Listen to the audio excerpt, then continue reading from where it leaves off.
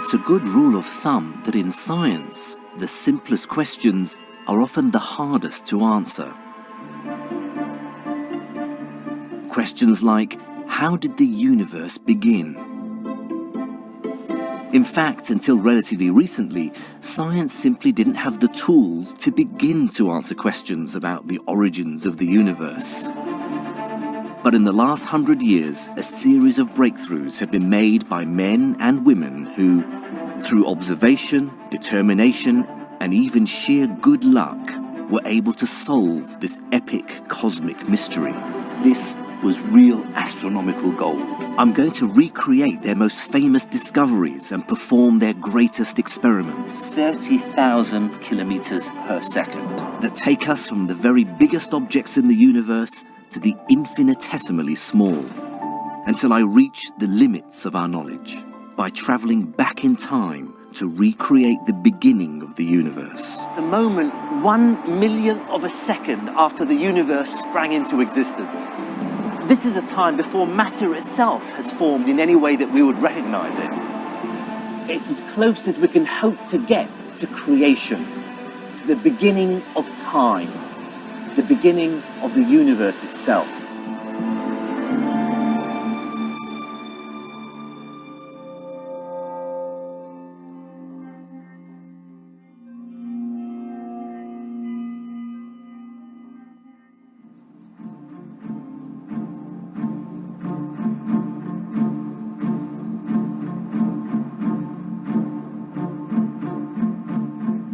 It's a remarkable fact that science took hundreds of years to come up with a theory to explain the origins of the universe.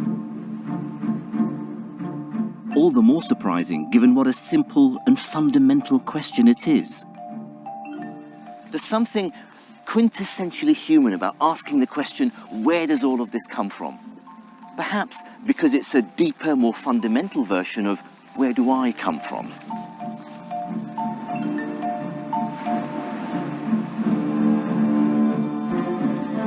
Yet for most of human history, the answers to such an apparently simple question could only be attempted by religion.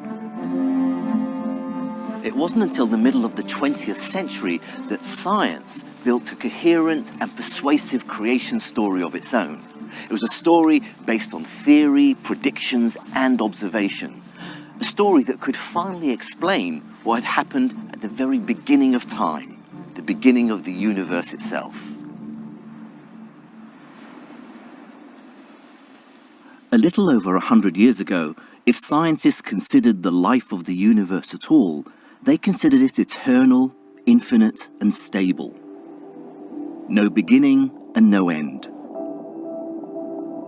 So even framing the question about the origins of the universe was impossible. But at the beginning of the 20th century, that began to change.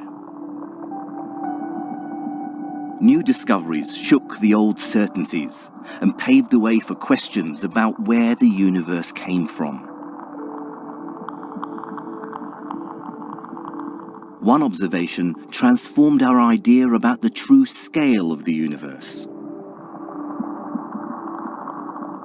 It began with a mystery in the sky.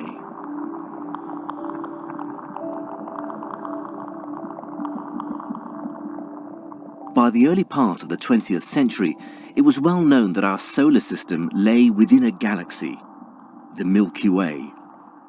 Every single star we can see in the sky with the naked eye is within our own galaxy. And until the 1920s, all these stars, this single galaxy, was the full extent of the entire universe. Beyond it was just an empty void. But there were some enigmatic objects up there as well, just discernible to the naked eye, that looked different. And one of the most notable is Andromeda. You can find Andromeda if you know where to look. So if you start from Cassiopeia, those 5 stars shaped like a sideways letter M, if you move across from the point, one of the points of the M, and slightly up is where you should find it. Now, I'm going to use my binoculars to help me in the first instance, and if I zoom across, yep, there it is. you can tell it's not a star. I mean, it's basically a very faint smudge stuck between those two stars. That's it straight up there. That's M31, the Great Andromeda Nebula. Now, they were called nebulae because they had this smudgy, sort of wispy, cloudy nature. In fact, the word nebula derives from the Latin for cloud. These indistinct objects were found scattered throughout the night sky.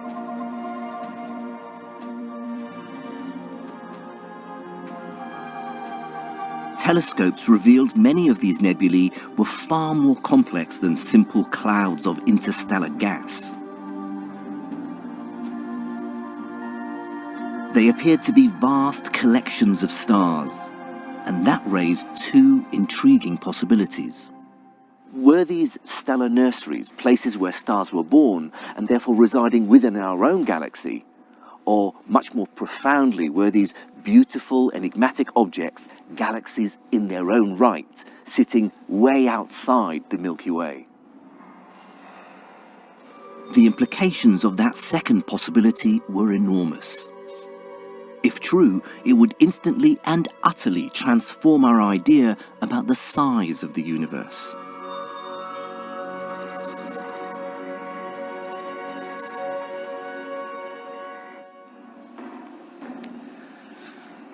Here was an opportunity for an ambitious astronomer to make a real name for themselves.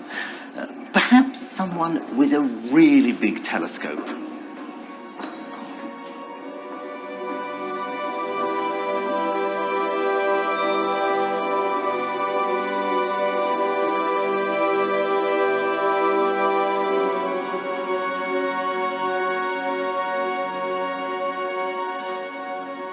Step forward, this man, Edwin Hubble, a man from Missouri. Although, if you'd ever met him, you'd never have guessed, because he developed this weird persona, a pipe-smoking tea drinker with a very affected, aristocratic English accent. Hubble is probably the most famous astronomer ever, not least because of his consummate skill at self-promotion, but also because of the incredible measurements he would make. In Hubble's day, when it came to observations and new discoveries, size mattered.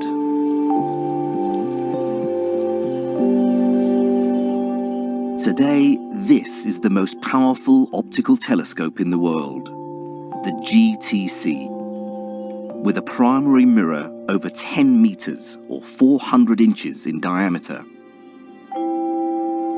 Far bigger than anything Hubble had. In September 1923, Hubble was working at what was then the biggest telescope in the world, the 100-inch Hooker telescope at the Mount Wilson Observatory, perched on top of the high Sierra Mountains overlooking Los Angeles in California. He was using the telescope to study one of the most prominent nebulae in the sky, the Andromeda Nebula.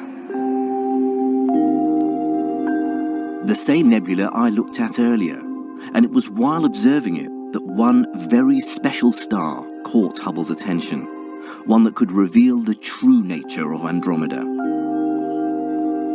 And I'm going to use this telescope to look for it now. This is the control room of the GTC, and tonight they've pointed the telescope at Andromeda, and they're going to take a picture of it. It takes about a minute for the exposure to give you a clear enough image. That's right. Takes a minute, yeah. Now that picture is finished, so we are going to open it. Okay, so this is Andromeda here. That's Andromeda, that's right. Yeah. And now this is Hubble's original plate. Yeah. Right, now Hubble's star is down here in this corner. Can you find it in your image? Yeah, if you take the image and you compare it, you will see that we don't see that one. What we see is the edge of the galaxy, so we have to go a little bit further away. Oh, I see. So all this is just the edge? That's the edge. I was assuming it was the center of the galaxy. No. It just goes to show how much more resolution your telescope right, can get. yes. Okay, so can we see that particular star? Yeah, in order to find that particular star, because it's so faint, we have to look for reference which are brighter. And in this case, you will see 4 stars in here, which are these 4 stars and the star Hubble found. will be this one here. That's it. That's That Hubble's. tiny star is the one that Hubble found. That's amazing. And are you able to get a magnitude for that star? Yeah, we have to do a little bit of processing on the image, but we are able to get it. Okay. Hubble had found his star. He knew it was special because he compared his plate with others taken over previous nights. And he noticed that his star changed in brightness. Some nights it was brighter, some nights it was dimmer. He realized this is a variable star, and he saw the significance of it. He could see that this was real astronomical gold. His star was a Cepheid variable. In the stellar bestiary, Cepheid variable stars hold a very special place. Because by studying the way their brightness changes, astronomers can calculate how far away they are. Hubble's Cepheid was the first to be discovered in a nebula, so he knew that if he could measure its period, he'd be able to work out its distance from us. So Hubble set about meticulously measuring how his star's luminosity varied. It's not hard to imagine how exciting this must have been for Hubble. At his fingertips was the opportunity to resolve a fundamental yet simple question. Was this nebula within the Milky Way or beyond it? The answer would reshape our knowledge of the universe. Hubble measured the luminosity or brightness of his star over many nights and plotted this curve here. Now, when we measured it tonight, we found it had a value of 18.6. And I know because they measured it last night to be slightly dimmer that it falls on this side of the curve. But more important is the period, the time in days from peak brightness to peak brightness. Hubble measured this to be 31.415 days. This is the critical measurement. Armed with this and its apparent brightness, Hubble calculated the distance to the Andromeda Nebula. It was immediately apparent that this star is very far away. But when Hubble did his calculation, he worked out that it was 900,000 light years away, making this star the most remote object ever recorded. It could mean only one thing. Not only is Andromeda a galaxy in its own right, but it lies well beyond our own Milky Way. And the myriad of other elliptical and spiral nebulae were also individual, distant galaxies. It was a moment in human consciousness when the universe had suddenly and dramatically got considerably bigger. With this observation, Hubble had redrawn the observable universe. It might not have directly challenged the idea of a stable universe, but it shattered long-held assumptions and opened the possibility of other, bigger secrets, like an origin to the universe. Into this profoundly expanded cosmos strode someone who would, without realizing it, provide the tools to unlock that secret. This guy.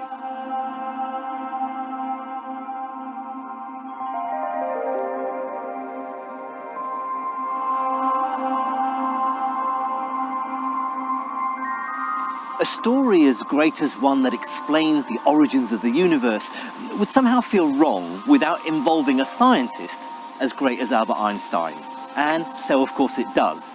Because it was Einstein who provided the theoretical foundations needed to study the universe and effectively invent the science of cosmology. 100 years ago, he proposed his general theory of relativity. It turned physics on its head and gave us a completely new understanding of the world. He proposed that gravity was caused by the warping or bending of space-time by massive objects like planets and stars.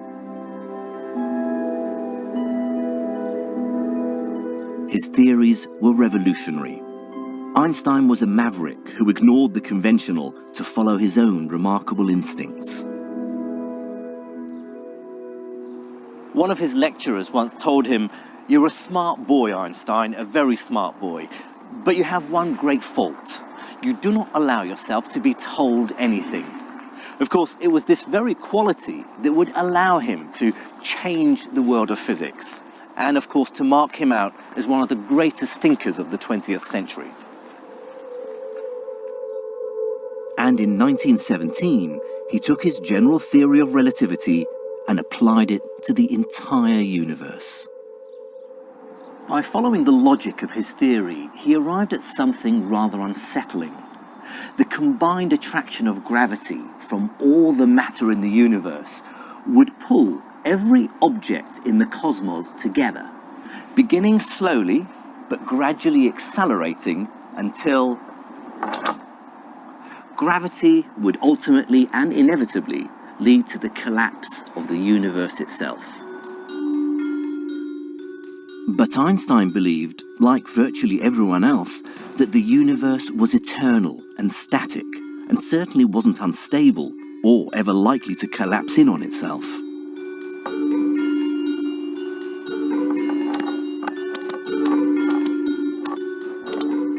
But his equations appeared to show the opposite. In order to prevent the demise of the universe and keep everything in balance, he adds this in his equation: lambda, or the cosmological constant. It's a sort of made-up force of anti-gravity that acts against normal gravity itself. Now, he had no evidence for this, but it helped ensure that his equations described a stable universe. Within his grasp was the secret to the origins of the universe. Yet Einstein simply couldn't or wouldn't bring himself to accept the implications of his own equations. With hindsight, it seems remarkable that Einstein did this. I mean, here was a man who had revolutionized science by rejecting conventional wisdom. And yet, he couldn't bring himself to trust his own theory. He felt compelled to massage his equation to fit the established view. He even admitted that the cosmological constant was necessary only for the purposes of making a quasi-static distribution of matter, basically to keep things the way they were. Whatever his reasons, this little character lambda would return to haunt him. Because while it prevented Einstein from understanding the implications, his ideas opened the way for someone else to propose a theory for the origin of the universe.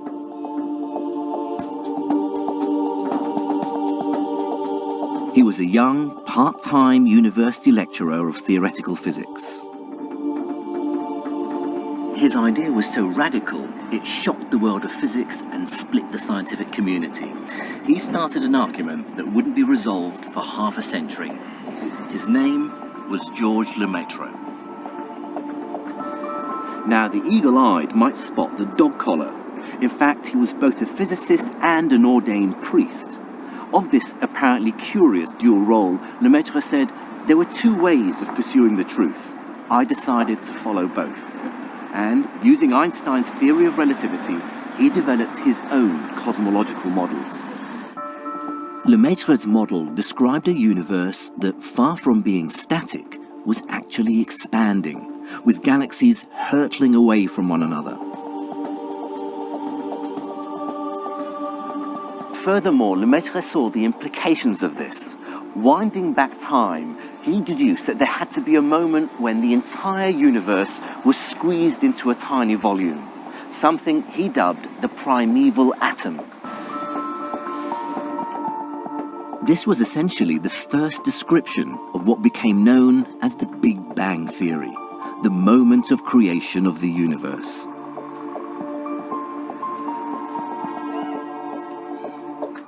These were revolutionary ideas, and so he published them in the Annales de la Société Scientifique de Bruxelles, where they were promptly ignored by the scientific community. So he travelled to Brussels to try to gain support for his idea. The 1927 Solvay Conference, held here in Brussels, was probably the most famous and greatest meeting of minds ever assembled. But for our story, the most significant meeting didn't happen here. It wasn't planned and happened away from the conference. It happened here. In this park, the unknown Lemaitre approached the most famous, the most fated scientist in the world, Albert Einstein. Here, finally, was his chance to explain his idea about an expanding universe to the very person whose theory he'd used to derive it. You can only imagine Lemaitre's trepidation as he approached. If Einstein endorsed his radical idea, then surely it would be accepted. Surely this brilliant mind, this titan of physics, this deeply original thinker would see the merits of his theory. But after a brief discussion, Einstein rejected his idea out of hand. According to Lemaitre, he said, "Vos calculs sont corrects, mais votre physique est abominable." As far as Einstein was concerned, his maths might have been correct, but his understanding of how the real world worked was, well, abominable. Once again, Einstein dismissed the idea of a dynamic universe.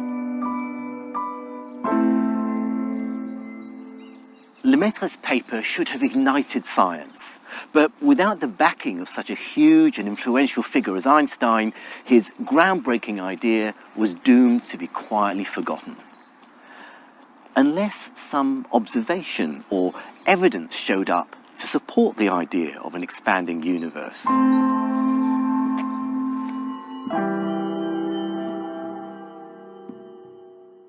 Edwin Hubble here was riding high after his discovery that proved there were galaxies outside of our own. He was feted by Hollywood glitterati, a guest of honor at the Oscars, and with access to the world's most powerful telescope, he was ready for his next challenge.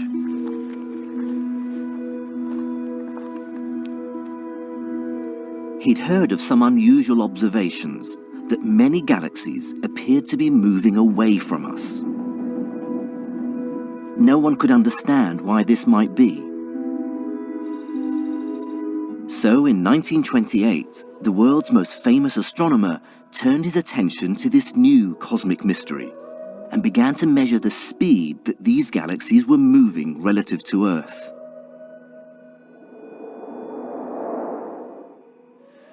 To measure the velocity that a galaxy was receding from us, Hubble used something called redshift. Now, it's not a perfect analogy, but the effect is similar to one most of us are familiar with in sound. The pitch of a car engine as it approaches us is higher because the sound waves are compressed, but the pitch drops lower as the car recedes because the sound waves are stretched. The effect is similar with light waves. As the source of light moves towards us, the observed wavelength is squashed towards the violet or blue end of the spectrum. But if the source is moving away from us, the wavelength is stretched towards the red end of the spectrum, or redshifted in the parlance of astronomers. And the greater the velocity the object is receding, the greater the redshift. With his assistant, Milton Hummerson, Hubble spent the next year carefully measuring the redshift of galaxies. And I've got the chance to do the same thing right now using this telescope. Okay, Massimo, have you found a galaxy for me? Yes, I found this galaxy. So how far away is this? It is approximately 430 megaparsec far. So if you convert that to light years, so 430 times 3.26, so it's about 1.5 billion light years away. Yeah. Okay. Hubble needed to measure the average light coming from the galaxy in order to get a spectrum so that he could calculate the redshift. Now, Hummerson did this by exposing a photographic plate, and it took him a whole week to collect enough light to get the spectrum. But here at the TNG, the Galileo telescope, they use instead a very sensitive chip that can do this much more quickly. How long does it take for you to get a spectrum? Approximately 10-15 minutes exposure. So, 10 or 15 minutes exposure compared with a week back in Hubble's time. Far more powerful than anything they had back then. No? It's done. That is, the spectra is quite good. This, Okay, so this is the raw spectrum that's Yes. taken. Is there a particular emission line here that you will use as your reference to measure the redshift? Yeah. Here, for example, you have an emission line, but to obtain a real spectra, you have to clean it to obtain the final one. This is the cleaned up Yes. version of that. Yes, of that. So this is the actual Emission lines from the galaxy. Yes. And this one below, I guess, is the reference. The reference, correct, of a galaxy with a redshift 0. Okay, so one that isn't moving away relative to us. Yes. And so it's very clear here, if you compare the top one with this one, every emission peak Yeah. is shifted. It's shifted in the red. The reference line for example is H alpha. And from this, you can compute the redshift of this galaxy. And can you work out from that how fast the galaxy is moving away from us? In principle, you can obtain this. Okay, so what's the formula? The formula is the difference between the rest wavelength and the observed wavelength divided by the reference wavelength and multiplied by C. This is the Doppler effect. Let's see if we can do that roughly. Yes. Yes. Okay, so this is about 7,2,0,0 approximately. okay, Minus 6, 5, 5, 6, 3. 3 Okay. over 6, 5, 6. 3. Yeah. And that's the fraction of the speed of light. Yes. Okay, so I might as well do this. I should do it with my calculator.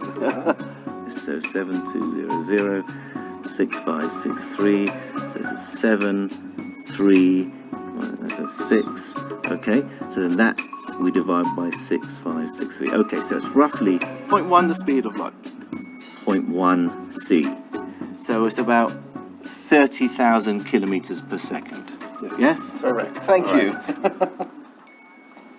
Okay, I'm actually quite pleased with my maths here because I was under pressure. So this galaxy is 1.5 billion light years away from the Milky Way, and it's moved from the redshift. We've worked out it's moving away from us at 1/10 of the speed of light. That means it's moving away from us at 30,000 kilometers per second. Boom. Science. Once he'd calculated the speed of the galaxy, Hubble then measured how far away it was.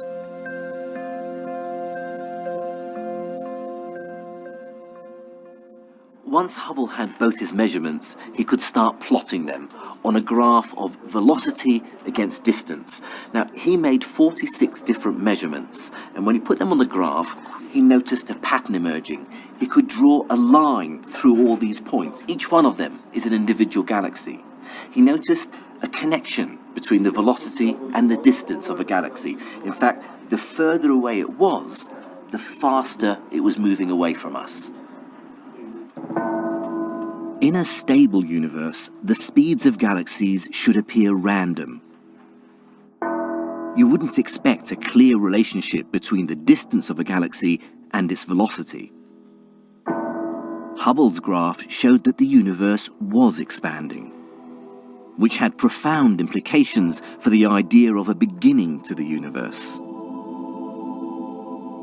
What this means is that it's not just that the galaxies are all speeding away from us and from each other, but if you could wind the clock back, there would have been a time when they were all squeezed together in the same place.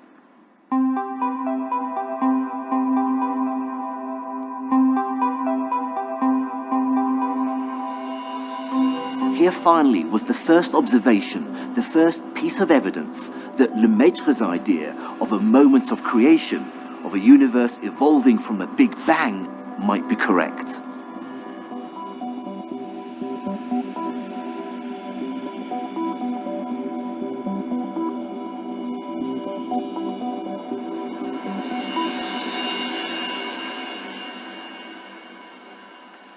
Thanks to Hubble's work, Georges Lemaitre, the unknown Belgian cleric, the theoretician without proper international credentials, the man whose physics Einstein called abominable, was belatedly rightly recognized for his bold theory. Most significantly, the biggest name in physics came around to this revolutionary idea.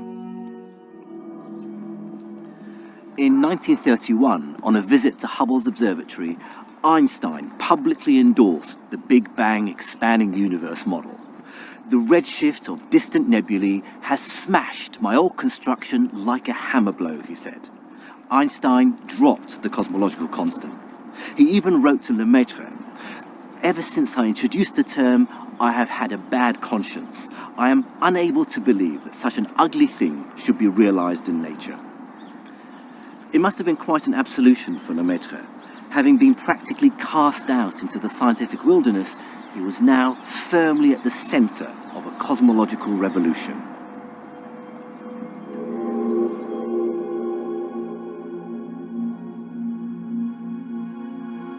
The idea of the Big Bang was finally gaining traction.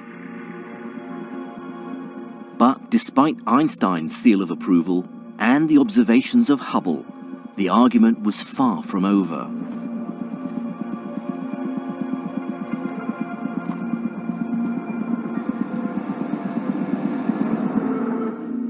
There were still significant objections if the idea of a Big Bang was to be widely accepted. A scientific theory of creation isn't just about explaining the expansion of the universe. There were more profound issues to resolve. The problem was, the Big Bang raised as many questions as it answered. Like if the universe had erupted from a single point, where did all the matter come from? To go further, the Big Bang theory needed to explain how matter itself had been formed. Well, before that could be answered, we need to know what the universe is actually made of, the elemental building blocks. And working that out took an incredible bit of insight by a remarkable woman, Cecilia Payne. She studied at Cambridge University but wasn't awarded a degree because, well, she was a woman. So to continue her studies, she needed to go somewhere more enlightened. She left England for America, and it was there that she revealed the composition of the universe.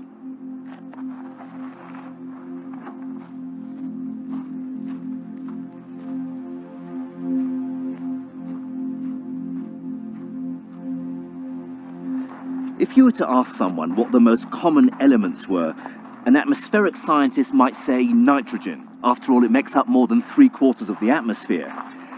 Geologists might say silicon or iron or oxygen, which all seems very quaint and Earth-centric and really rather parochial.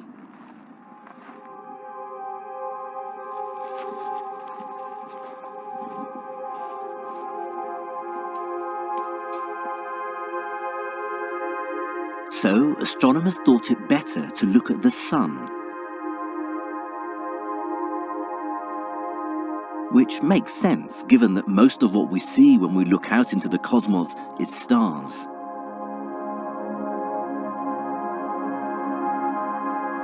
The first attempts to analyze the composition of the sun were done with a setup rather like this.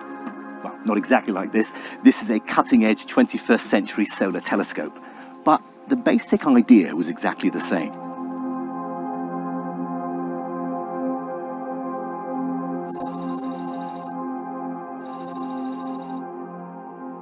The basic idea is very simple. The sun's light is reflected off this mirror here up into a second mirror, where it bounces off down through the top of the tower all the way to the bottom 10 stories down, where it's focused and split into a spectrum and analyzed.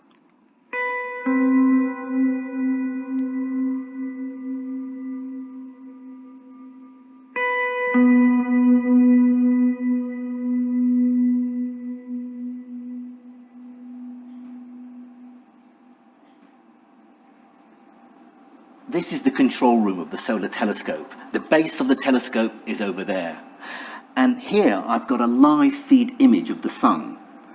And what I've got up here is a zoomed in section of the spectrum of the light coming from the sun. Now, it's in black and white, but it actually corresponds to the green part of the spectrum. And these two thick dark lines correspond to the element iron. They tell us there's iron in the sun. Now, here I have the spectrum in much more detail, and these two lines correspond to these two dips in the absorption spectrum at very specific wavelengths. This is iron. If I look at different parts of the spectrum, I can see other elements too. This big dip here is hydrogen. These two dips represent oxygen, and this dip corresponds to the element magnesium. All these dips and lines in the spectrum indicate the presence of these elements in the sun's atmosphere, effectively a fingerprint of the sun's composition. To a geologist, these elements are all very familiar. It appears at first glance that the sun is made of the same stuff as the Earth, that the sun is simply a very hot rock.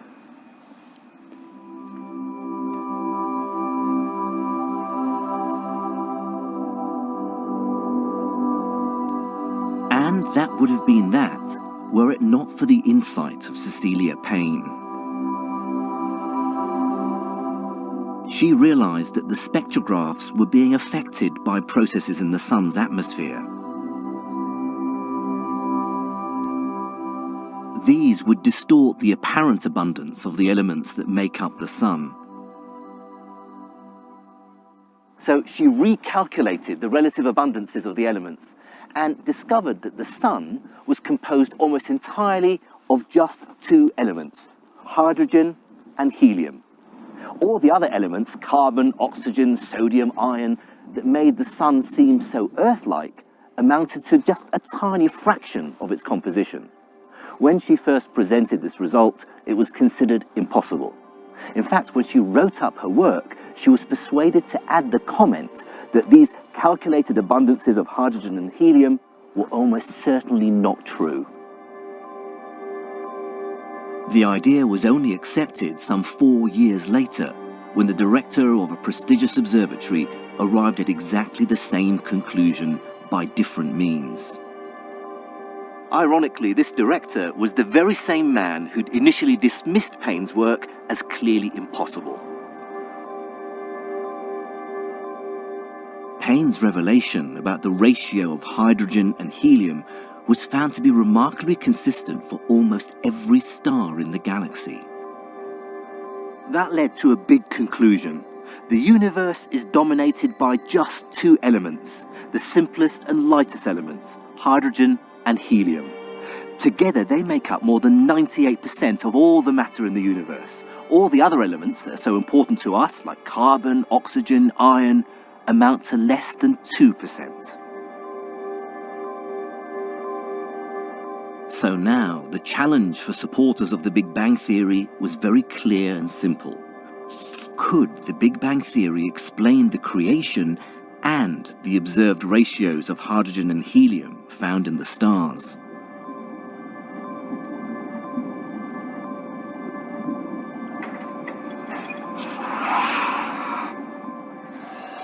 But to answer that would require a fundamental shift of emphasis.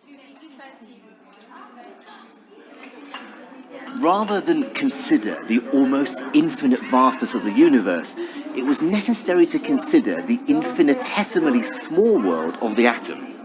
And that required not an astronomer, but an entirely different kind of physicist. George Gamow was a Russian nuclear physicist and an enthusiastic advocate of the Big Bang idea. He turned his attention to the earliest moments of the universe.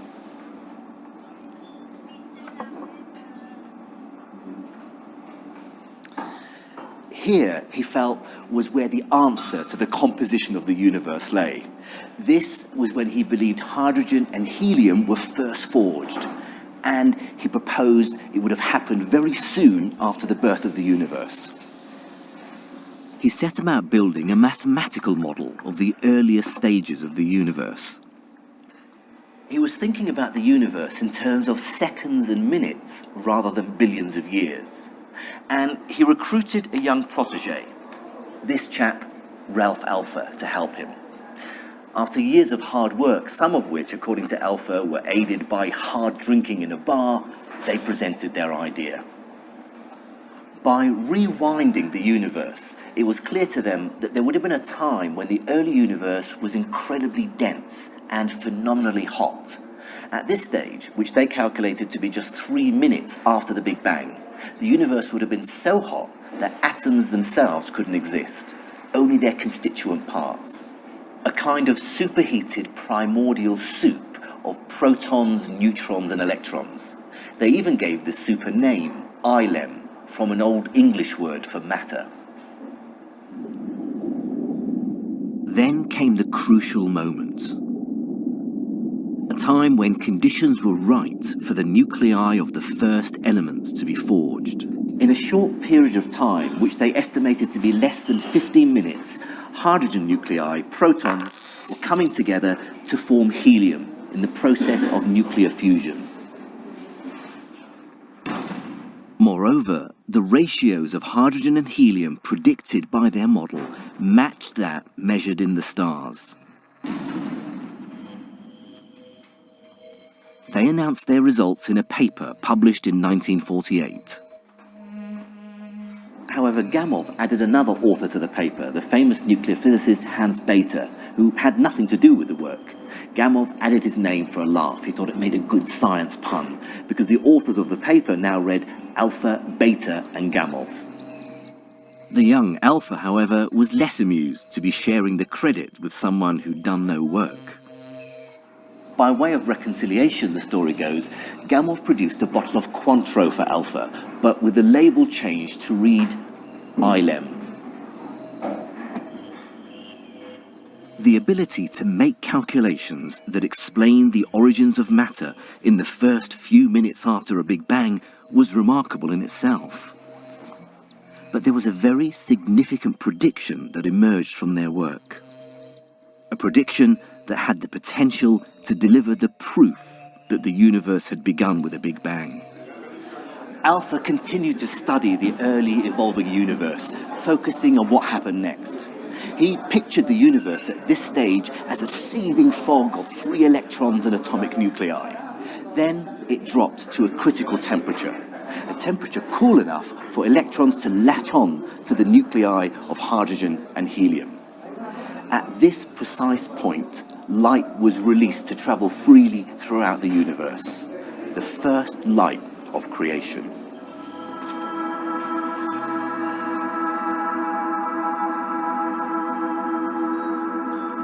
This might have remained nothing more than an academic curiosity had it not been for Alpher's insight. You see, he realized that this light from the beginning of the universe should still be reaching us now, after billions of years. Very weak, very faint, but observable in all directions.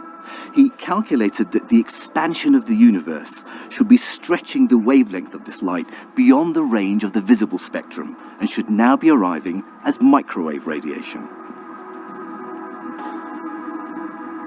So, find this predicted ancient microwave signature and it will prove not just the theory of the early evolution of the universe, but the entire Big Bang theory itself. Simple. The problem was, this was the late 1940s, and no one had any way of detecting such a weak signal. The acid test was quietly forgotten.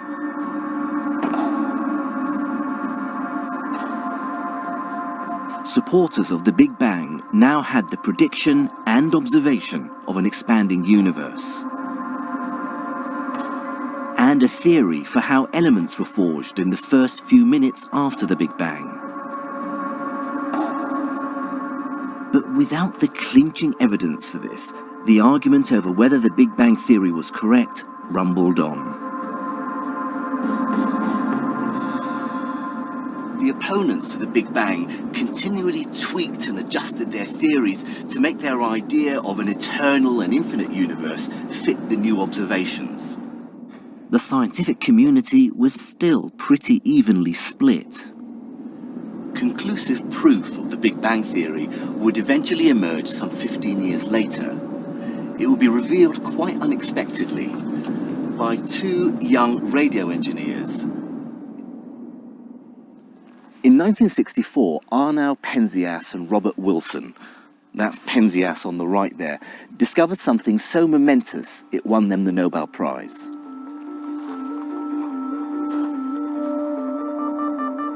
This telescope is dedicated to study their accidental discovery.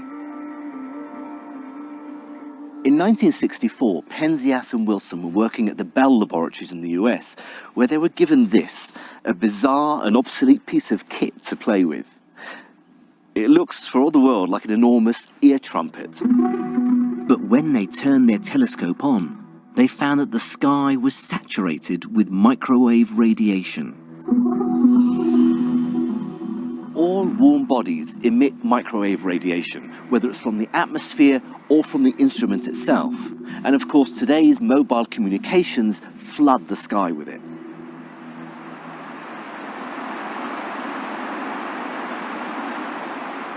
So, before they could do any useful measurements, they had to calibrate their horn antenna to see if they could reduce this noise.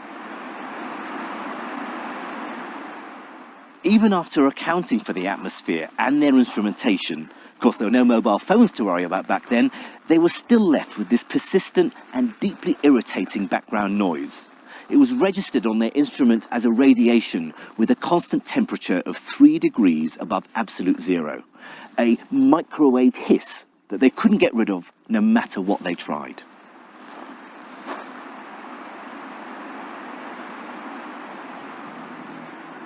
Even more annoying for them was the fact that it seemed to be everywhere they pointed their celestial ear trumpet. They were about to give up when Penzias attended a meeting where he casually mentioned this irritant to a colleague. A few weeks later, the same colleague phoned him up and said he knew of some researchers in Princeton who were looking for just such a signal. Unwittingly, Penzias and Wilson had stumbled upon that predicted radiation, Alpher's burst of light from the early evolution of the universe. Here, at last, was proof of the Big Bang theory.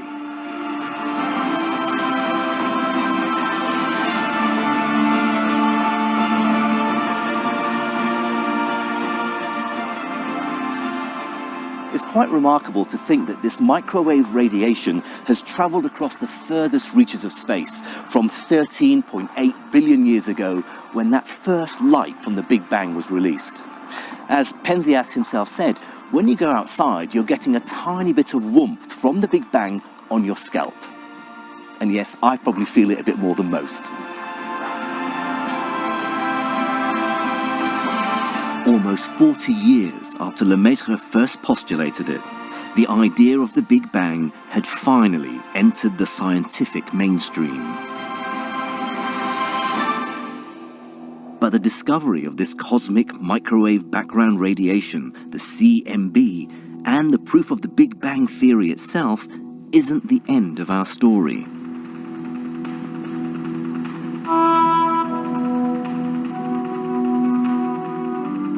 We've probed back to the first few minutes after the Big Bang. And beyond this lies a new frontier of knowledge.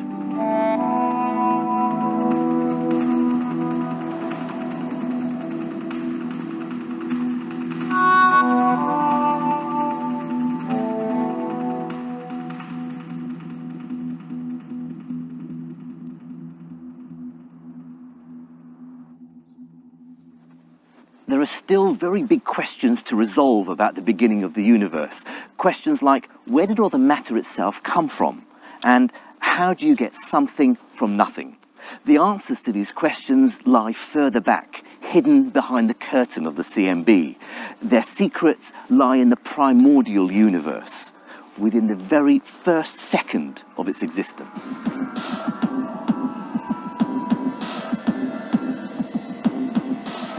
This is where the edge of our understanding now lies, and this is where scientists are focusing their efforts. Not by looking into the skies, but here on the border of Switzerland and France. More specifically, at CERN, with the largest particle accelerator in the world, the Large Hadron Collider, or LHC. Now, you might be wondering what a particle accelerator has to do with the early universe, because the connection between the two is far from obvious. The thing to remember is that when the universe was very young, it was much smaller. And so all the matter, everything that makes up the stars, the galaxies, black holes, all had to be confined into a much smaller space. At that stage, the universe was phenomenally hot, and more significantly, its energy density was very high. It was then that the first matter sprang into existence. The LHC can't yet replicate that process, but it can allow us to study the properties of these fundamental particles. Once a year, the LHC stops its normal business of colliding beams of protons and instead uses much more massive particles to create collisions with energies more than 80 times greater than that produced from two protons. They do this by accelerating atoms of lead, stripped of all their electrons, up to speeds close to that of light, and smashing them together. And that lets us see something pretty special.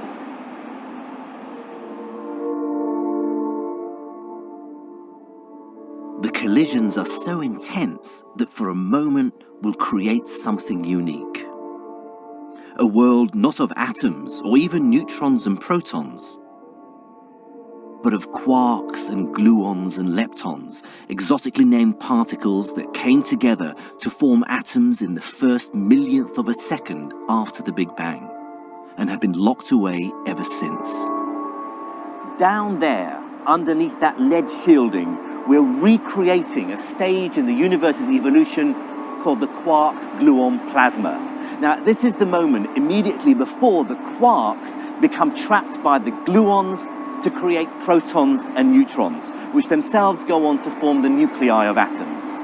The phrase we use grandly is the confinement of the quarks.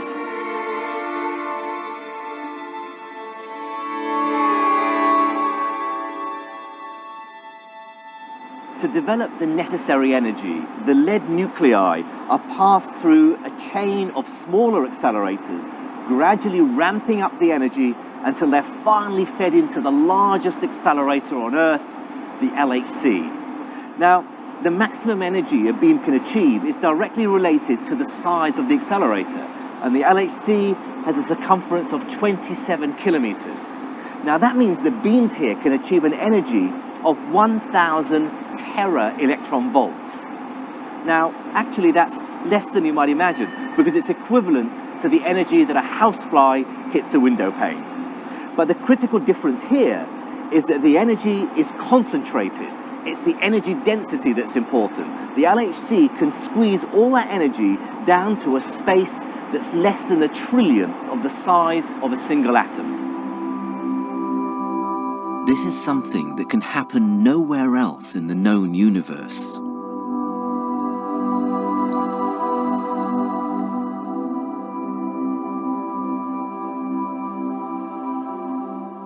The two beams of lead nuclei are traveling around the ring in opposite directions. They're meeting deep underneath this control room at the detector. You can see live feed pictures of the detector up on that screen. Now, underneath us, they're traveling at a speed of 99.9998% the speed of light. That means they're covering the full 27-kilometer circumference of the ring more than 11,000 times per second. When the beams reach maximum energy, and we can see up there it says iron physics stable beams, that means they can be crossed, just like in Ghostbusters. At that point, a tiny fraction of the lead nuclei will collide and create a super hot, super dense fireball with a temperature 400,000 times hotter than the center of the sun, and a density that would be equivalent to squeezing the whole of Mont Blanc down to the size of a grape.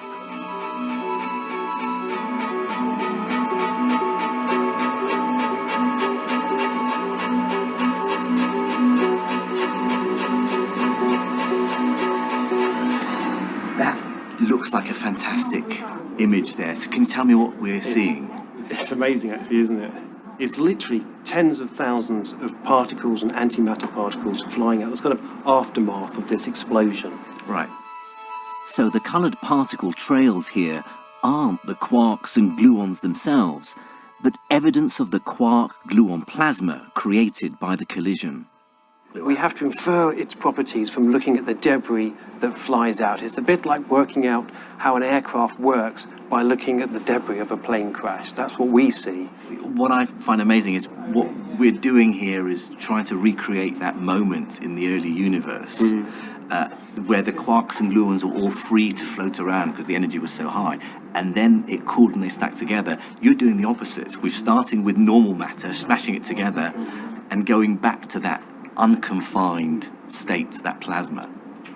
Yeah, I mean, I like to think of Alice as a time machine. We're actually winding back the clock. And this is the only way that we can study the properties of free quarks, because these quarks have been imprisoned inside particles like protons and neutrons for 13.8 billion years. That's pretty incredible, isn't it? Finally, after 13.8 billion years, you can set these quarks free, even if it's for a fraction of a second. Yes. While we don't yet know how matter sprang into existence, studying these collisions allows us to make the first tentative steps towards that discovery. What we've just witnessed is the earliest stages of the universe that anyone, anywhere, has been able to observe. It's the closest we've got to the moment of the Big Bang. And let's face it, it's not bad. 1/1,000,000th of a second after the Big Bang itself. Even going this far back in time still leaves physics with unanswered questions.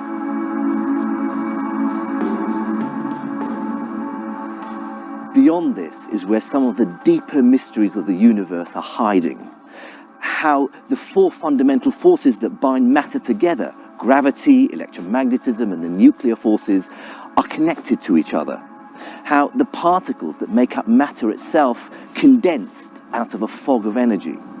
How mass is generated from the force that binds protons and neutrons together. And how the universe itself underwent a super-fast expansion in 1 billion of a second to create the structure of the cosmos. At the moment, we have no way of observing any of these phenomena. This is the realm of abstract theory and speculation. If we're ever going to replicate this early stage of the universe's evolution, we're going to need to create considerably higher energies. Frankly, we're going to need to build a bigger collider. And that's a problem. And it's not just one of expense, although it would be phenomenally expensive. No, it's more one of finding the room to build it. Remember when I said the energy is related to the circumference of the accelerator? Well, the LHC down below me has a circumference of 27 kilometers. It runs beneath the Jura Mountains and straddles both France and Switzerland. In order to look back and observe the universe at this earliest stage, well, we need to build an accelerator with a circumference larger than the orbit of Pluto.